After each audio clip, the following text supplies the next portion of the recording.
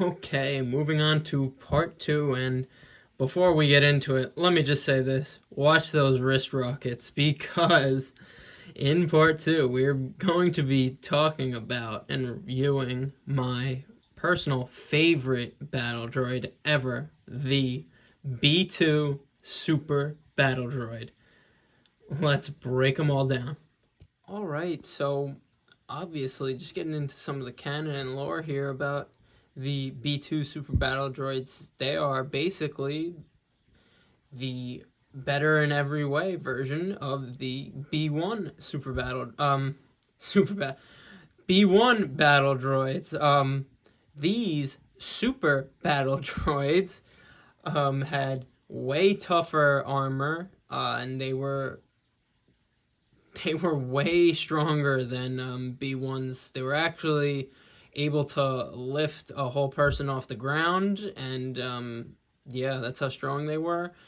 They also, one of the coolest things about them, they had the wrist rockets or wrist blasters on their arms attached. Some only had them on one side. Some have them on both arms. That's how Lego makes them, with them on both arms. But yeah, also there's a bunch of different versions of these that we see in the shows, video games like Battlefront, the Rocket Super Battle Droid, which could fly. I obviously don't have those, and I don't even think Legos made those, so it's all good. But we do have some variations here, so let's break them down.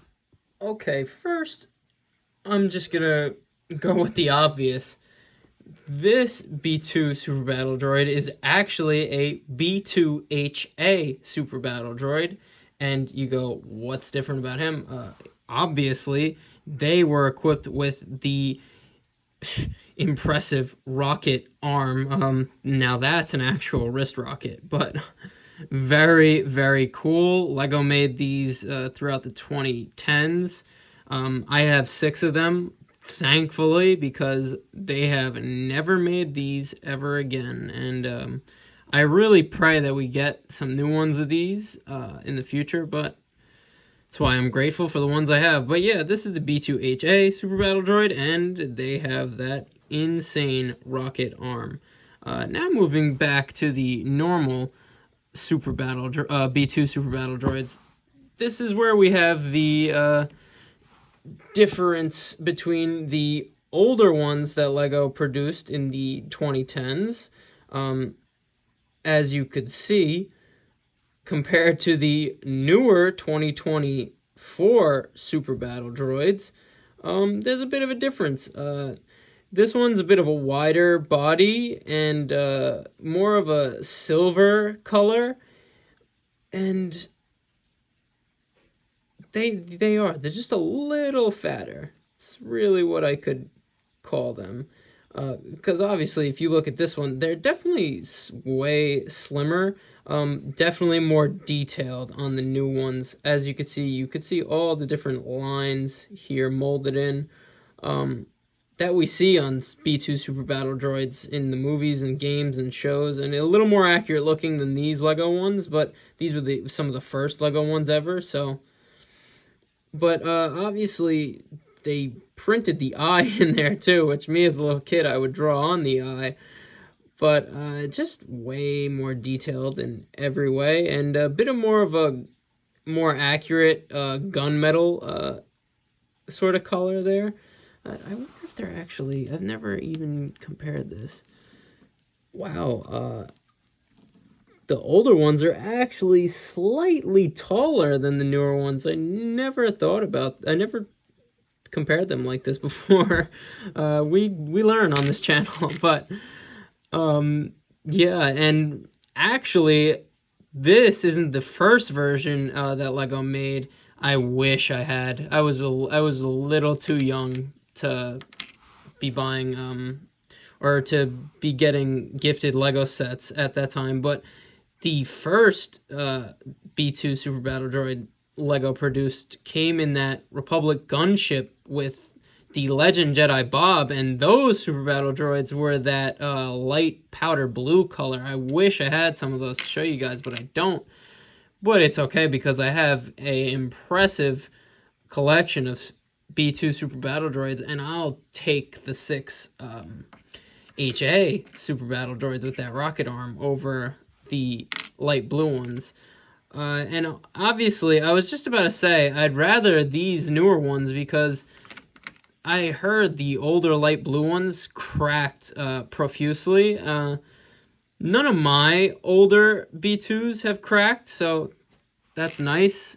I really only have 2 of them without the rocket arm. I don't know what happened to the rest of mine, but it's really only this one I'm holding here and this one here. Other than that, all the rest are either the 6 on the side right here, rocket arms, and then all of the rest of these are from that new Droids vs. Clones battle pack, which, in fact, other than the Assassin Droid battle pack, the newest Clones vs. Droids battle pack is only the 2nd battle pack ever to contain Separatist battle droids in them. The only other battle pack that contains Separatist battle droids in them is the iconic first droid battle pack that came out alongside of the first clone battle pack. So I think LEGO should make more battle packs with battle droids in them because our clone armies need someone to fight. I mean, like, come on, it's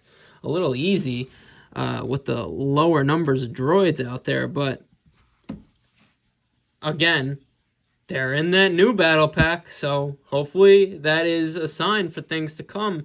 And that new battle pack has allowed me to gain quite a collection of B2 Super Battle Droids here, and I just love how they look. They've always been my favorite battle droid, my favorite battle droids, not my favorite droid in Star Wars. R2's the GOAT forever, but my favorite battle droid is the B2s, and that's about it for the review, guys.